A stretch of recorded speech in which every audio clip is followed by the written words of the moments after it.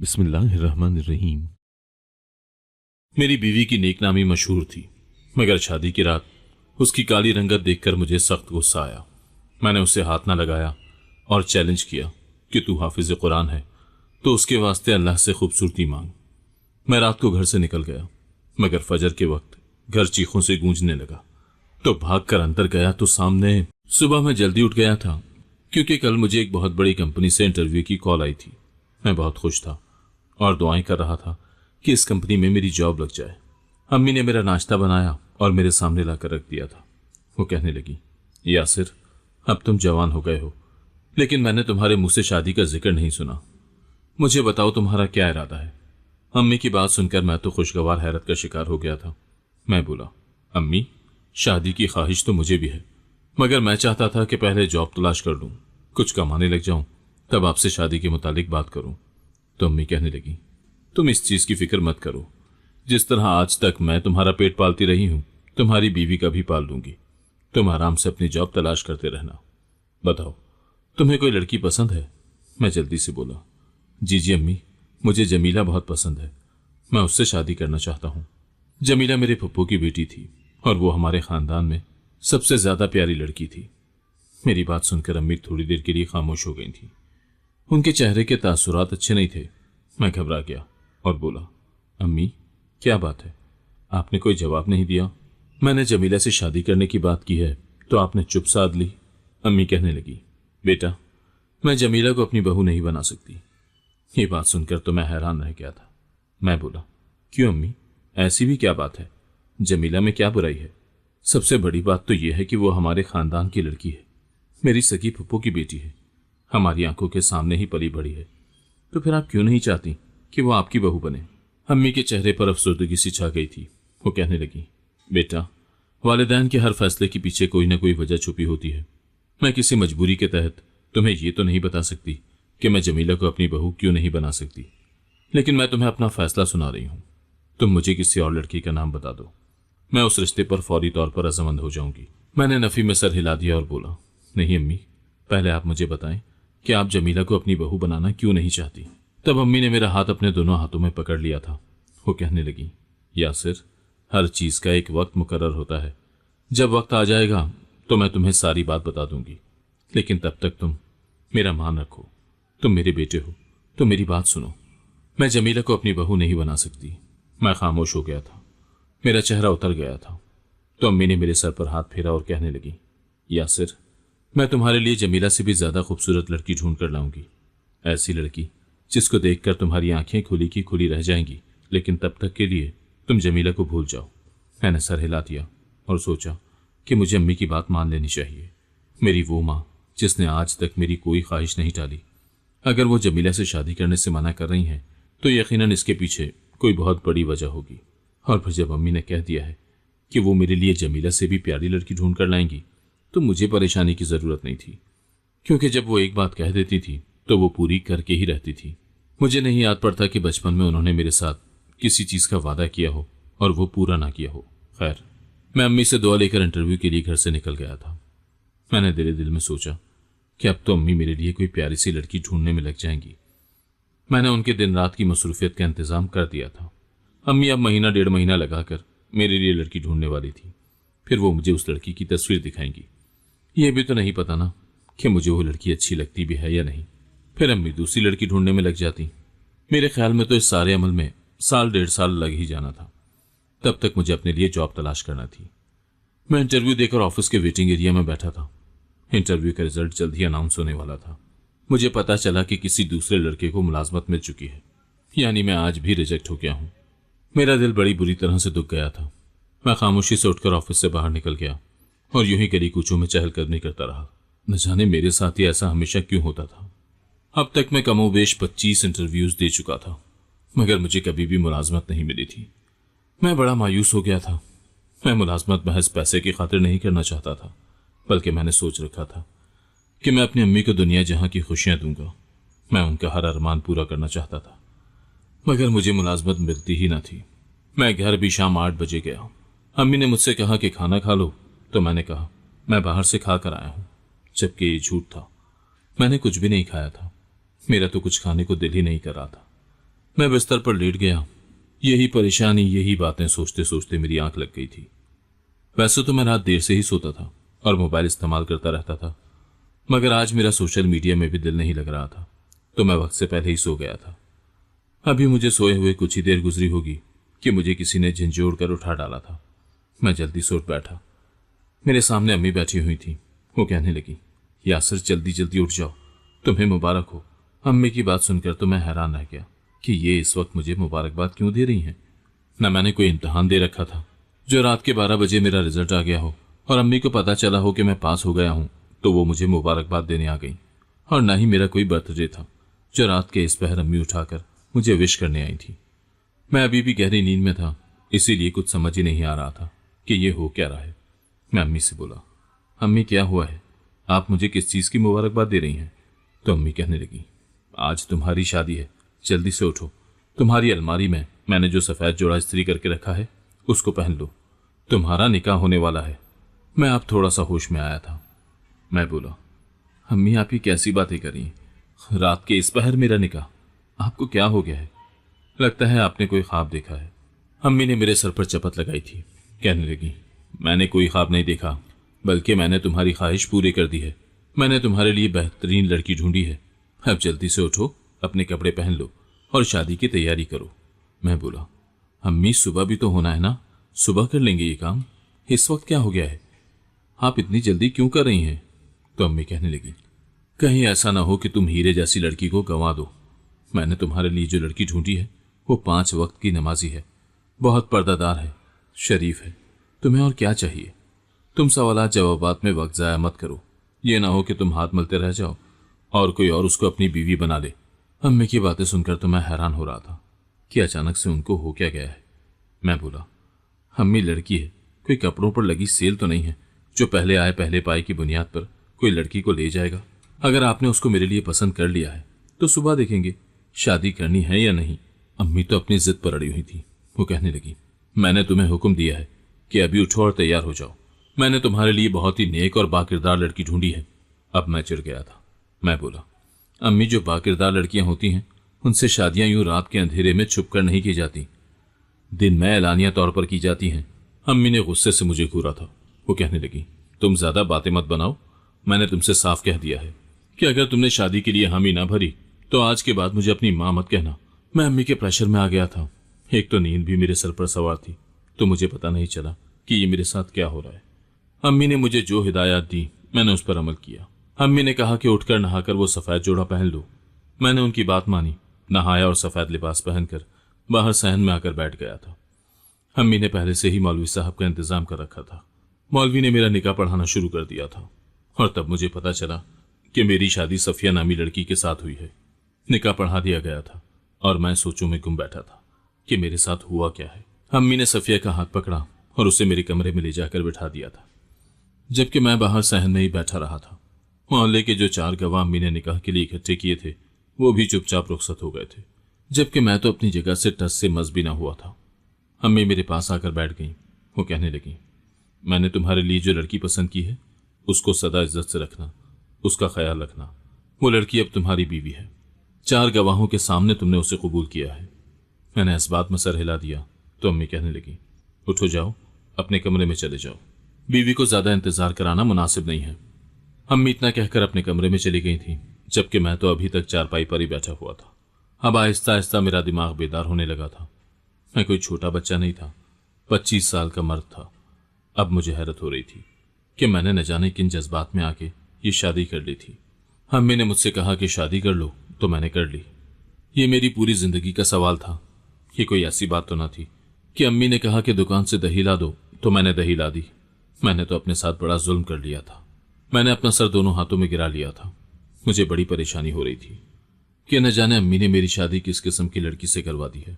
मैं तो चाहता था कि जिस लड़की से भी मेरी शादी हो, मैं महीना 2 महीना कबल उसके साथ फोन पर बात करूं, वो मुझे समझे, मैं उसको समझने की कोशिश करूं, तभी तो हमारा अच्छा गुजर बसर होना था। लेकिन अब तो मेरे साथ ये घटना घट चुकी थी।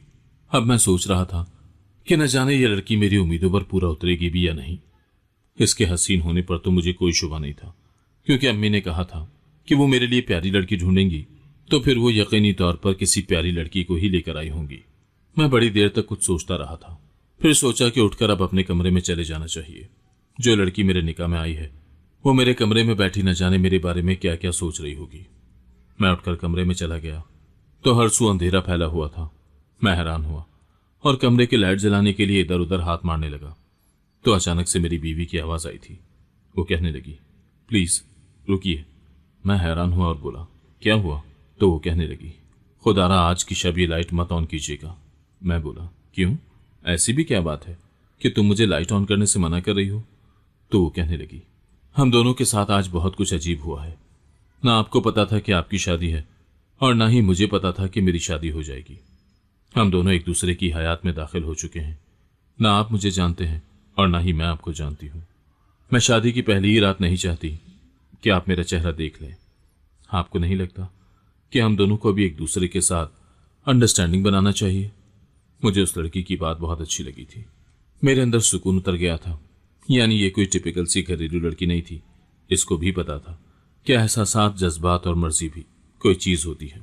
मैंने कहा, ठीक है, मुझे तुम्हारी बात अच्छी लगी, मगर ऐसा भी तो हो सकता है ना कि हम दोनों लाइट ऑन करके आमने सामने बैठकर बातें करें। तो वो लड़की कहने लगी, मुझे अभी आपके साथ झिझक महसूस होती है, मैं आपसे बात नहीं कर पाऊंगी।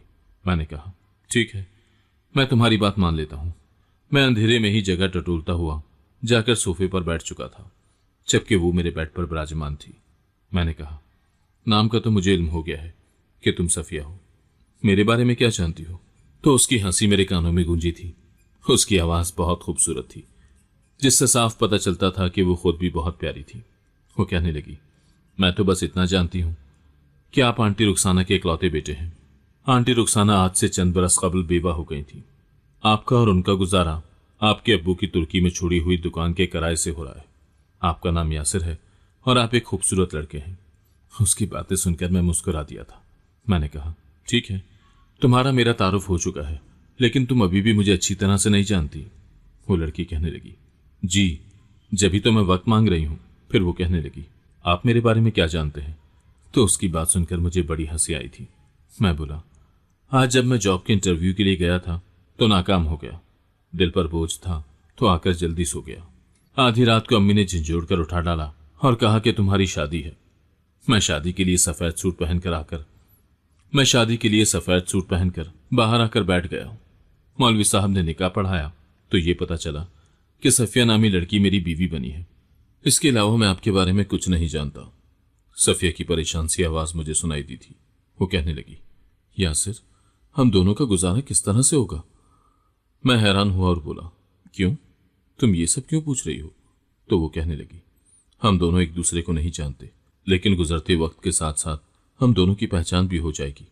हम एक दूसरे की आदत से भी वाकिफ हो जाएंगे, और अगर आपकी आदत मुझसे मुख्तलिफ हुई तो क्या होगा? मैं बोला, फिक्र करने की जरूरत नहीं है। कभी भी दो इंसान एक जैसे नहीं होते, कोई ना कोई चीज तो मुख्तलिफ होती ही है। आज तक मैंने नहीं देखा कि कोई मियाँ बीवी हूँ बहू एक जैसे हों। अब जब निकाह हो गया है तो हमें गुजर बसर करना पड़ेगा। बस यही है कि जो चीज तुम्हें मुझ में बुरी लगे तुम उस पर सब्र करना, और जो मुझे तुम में बुरा लगेगा मैं उस पर सब्र कर दूंगा। तो सफिया कहने लगी, ठीक है, मुझे आपकी बात सुनकर बड़ा सुकून हुआ है। फिर वो कहने लगी, अगर आप बुरा ना माने तो मैं सो जाऊं, मैं चंद रातों से सो नहीं सकी। मैंने कहा, ठीक है, तुम सो जाओ, मैं सोफे पर ही लेट जाऊंगा। तो वो कहने लगी, ठीक है, बहुत शुक्रिया आपका। इतना कहकर उसकी जानिब से खामोशी छा गई थी, जबकि मैं सोफे पर बैठा सोच रहा था कि ये सफिया ने क्या कहा कि वो कई रातों से सो नहीं सकी। इसके पीछे क्या वजह हो सकती है? जाहिर है अम्मी ही जानती होंगी, क्योंकि ये सब उनकी मर्जी से हुआ है। ये भी अच्छा था कि वो लड़की खुद ही मुझसे अभी दूरी चाहती थी। मैं भी इतनी जल्दी शादीशुदा जिंदगी का आगाज करने का तसव्वुर नहीं कर सकता था।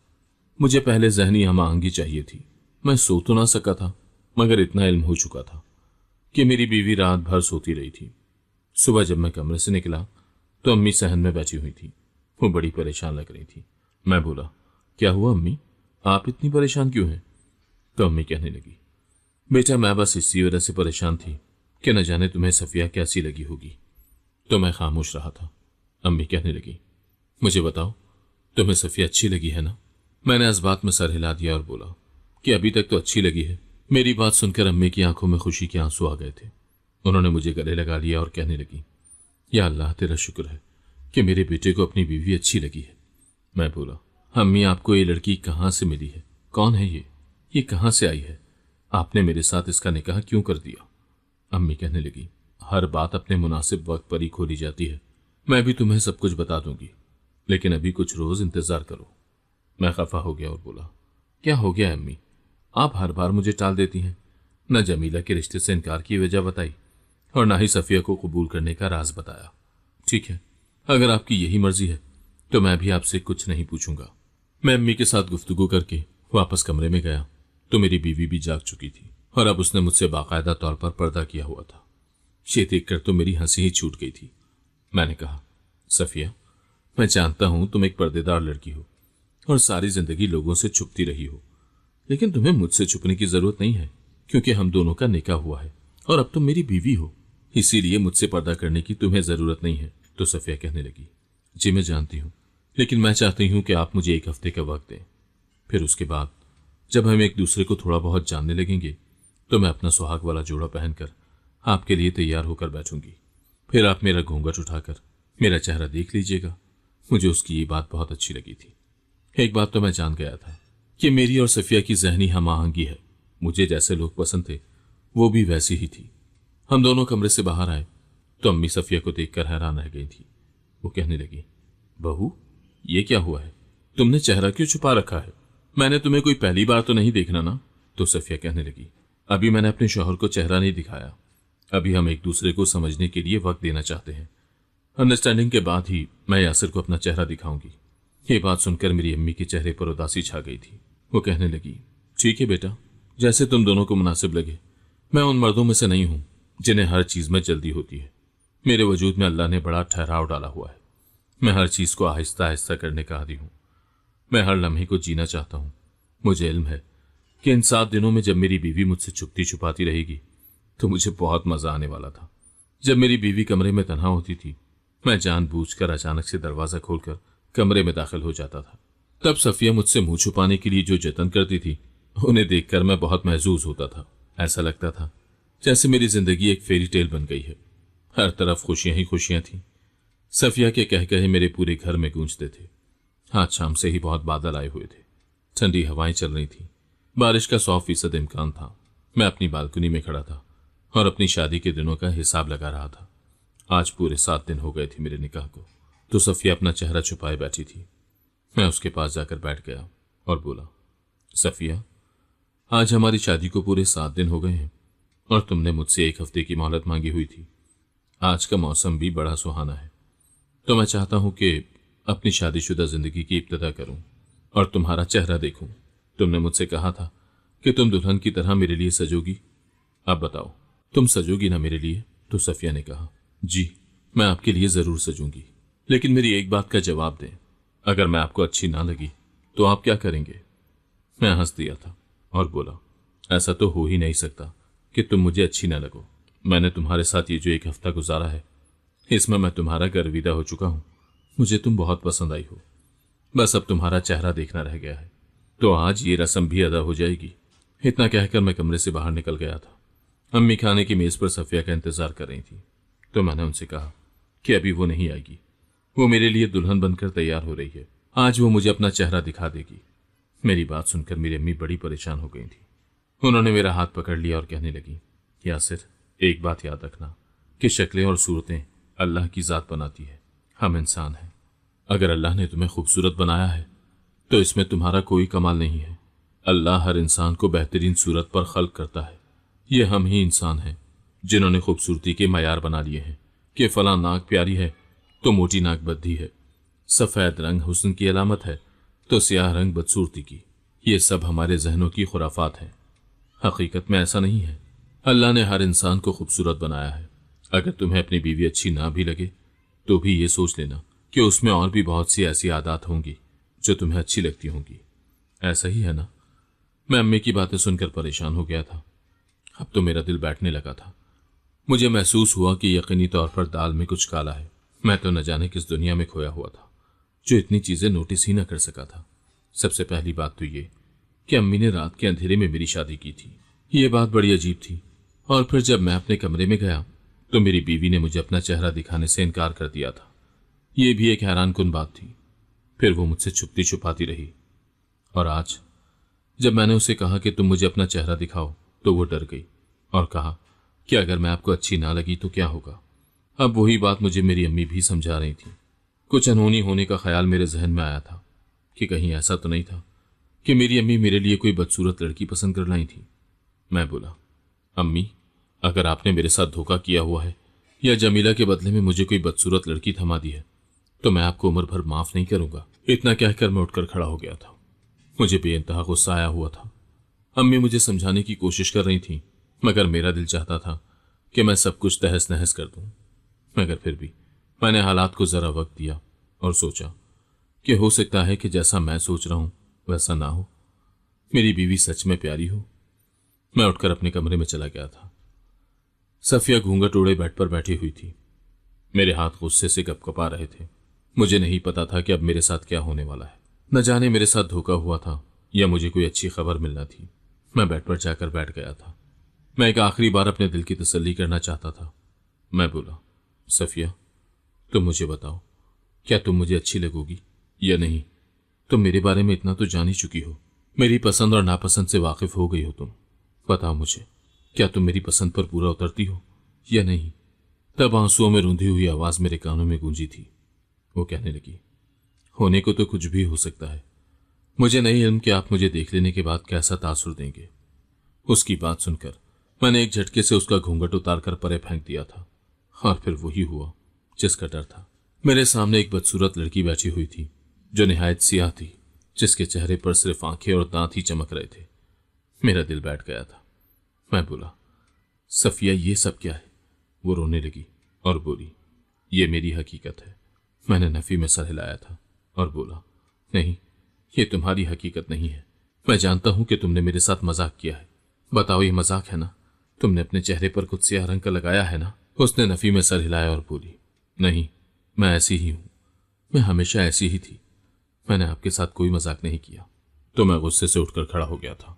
मैं बोला, तो फिर क्या किस्मत ने मेरे साथ मजाक किया है? मैं कमरे की चीजें उलट पलटने लगा था। मेरा दिमाग गुस्से से घूम गया था।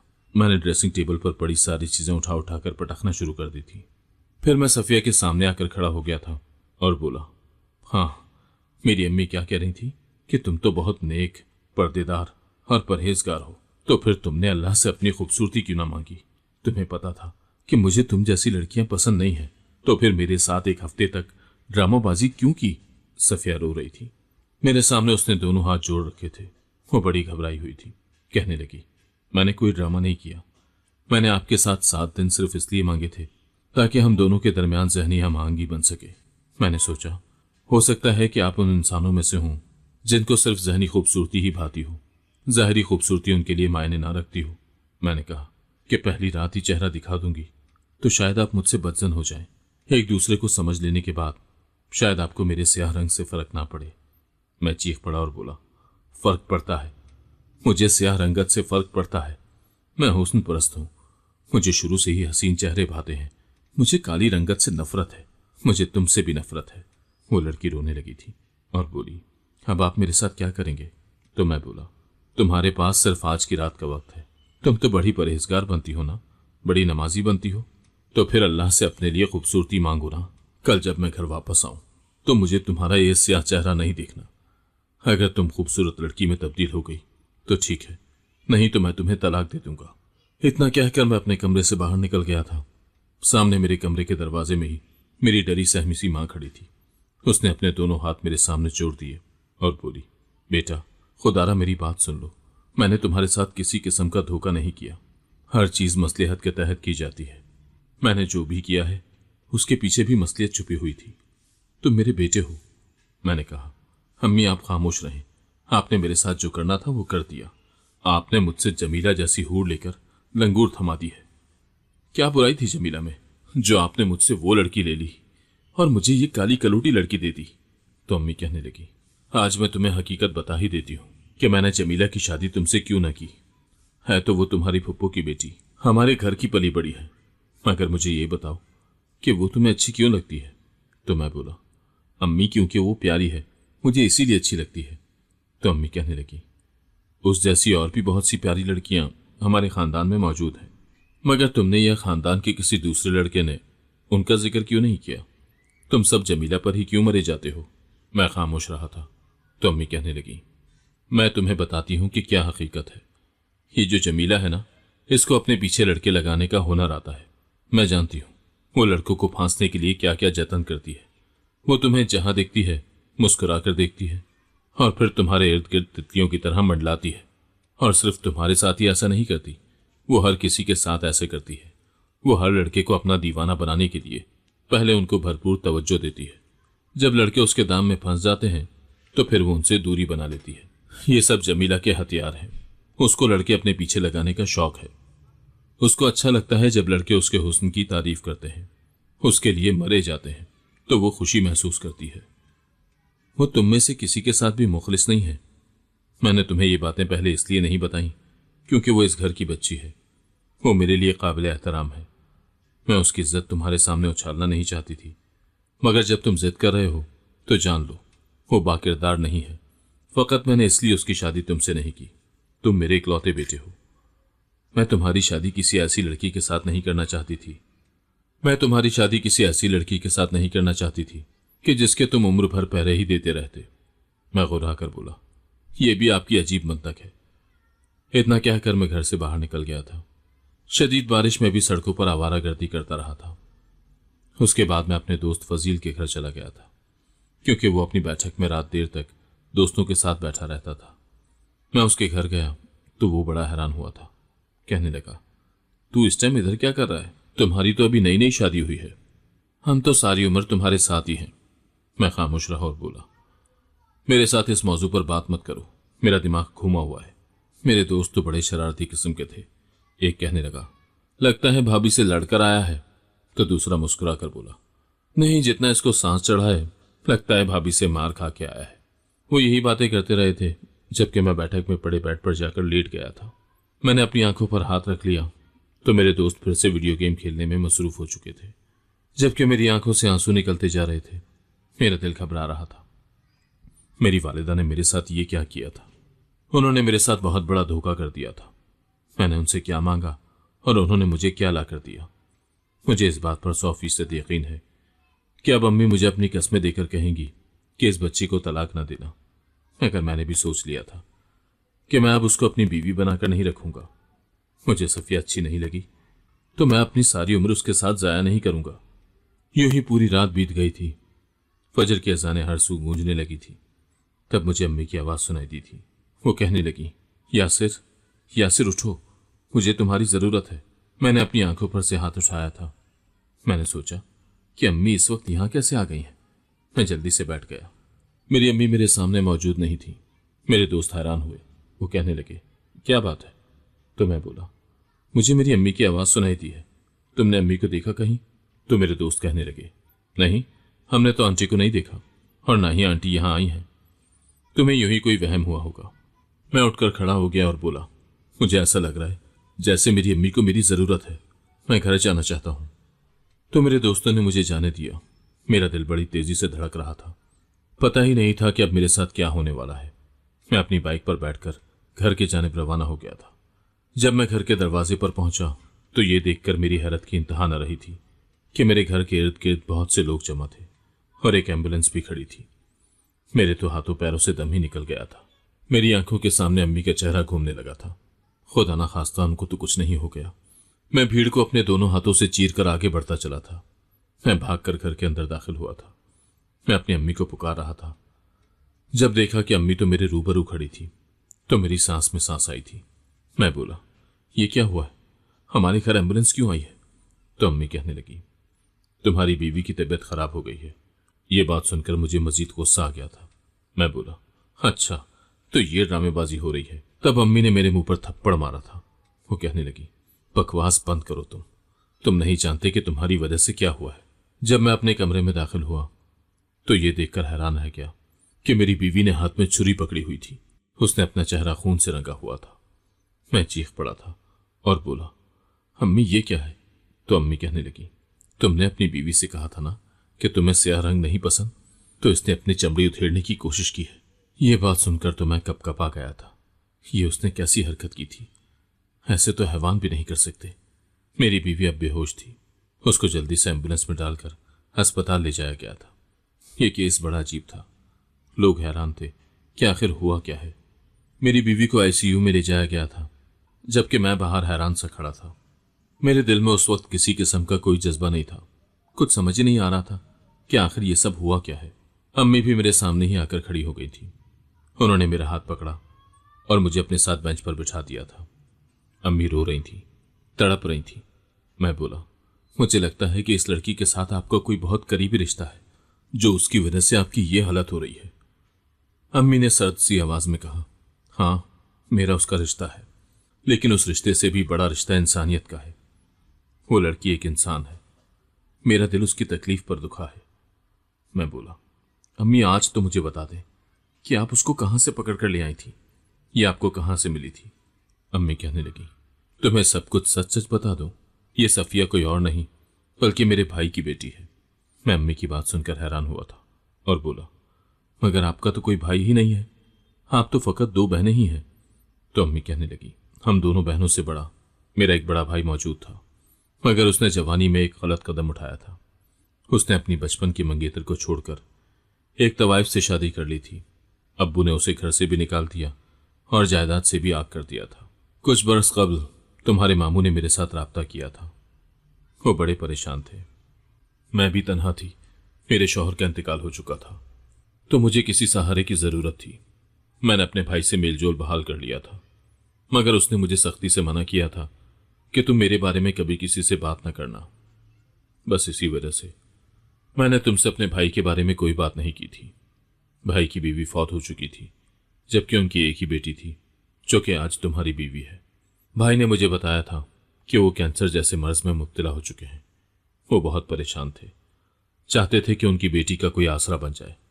इसीलिए उन्होंने मुझसे राब्ता किया था कि अगर मैं अचानक से इंतकाल कर जाऊं तो मेरी बेटी को अपने पास रख लेना और उसकी शादी किसी अच्छे घर में करवा देना। मैंने भाई से वादा कर लिया था। भाई की हालत दिन ब दिन बिगड़ती जा रही थी और तुम जानते हो क्या, 1 महीना कबल ही उनका इंतकाल हुआ था। मैं भी उनके जनाजे में शिरकत करने के लिए गई थी।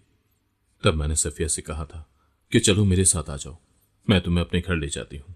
तो उसने कहा, नहीं, मैं आप पर बोझ नहीं बनना चाहती। मेरे अब्बू ने तो उम्र भर आपके साथ राब्ता नहीं किया और जब वफात पाने लगे तो आपसे राब्ता कर लिया ताकि मेरा बोझ आपके कंधों पर डाल दें। नहीं, मैं ऐसा नहीं होने दूंगी, क्योंकि आप भी एक बेवा खातून हैं। मैं नहीं चाहती कि आप मेरी वजह से तंग हो। मैंने उससे कहा, ऐसी कोई बात नहीं है, तुम मेरे साथ चलो। मगर वो ना मानी और अपनी एक पड़ोसन के घर रहने लगी। मगर 1 हफ्ता कबल आधी रात को मेरे घर के दरवाजे पर दस्तक हुई थी। मैंने जाकर दरवाजा खोला तो सामने सफिया खड़ी थी। मैंने उससे पूछा कि क्या हुआ है, तो वो रोती हुई मेरे गले लग गई। उसने मुझे बताया कि मैं जिस पड़ोसन के घर में रह रही थी, जिस आदमी को अपना अंकल और अपने बाप का दोस्त कह रही थी, वही उस पर गलत नजर रखे हुए था।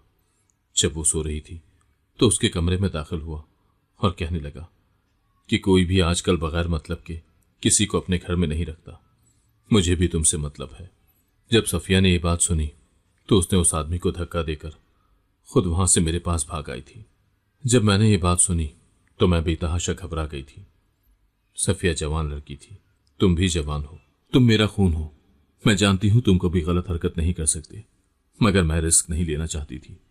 मैं एक जवान लड़की को अपने घर में बगैर किसी रिश्ते के नहीं रखना चाहती थी। इसीलिए मैंने तुम्हारा निकाह उससे पढ़वा दिया और फिर मैंने तुम्हें उसकी सूरत इसलिए नहीं दिखाई कि तुम कहीं शादी से इनकार ही ना कर दो। हर चीज के पीछे कोई ना कोई मसलहत छुपी होती है और मैंने आज तक जो भी किया उसके पीछे यही वजह थी। मैं खामोश हो गया था, मेरा दिल बड़ा उदास था। तब डॉक्टर हमारे पास आई और कहने लगी, मरीजा ने अपने चेहरे की जिल्द को तबाह कर दिया है। अब ये पहले की तरह नॉर्मल नहीं हो सकेगी जब तक हम सर्जरी न कर दें। इसकी रांद की जिल्द उतार कर इसके चेहरे पर लगाना पड़ेगी। अम्मी ने कहा, हमारी बच्ची होश में है क्या?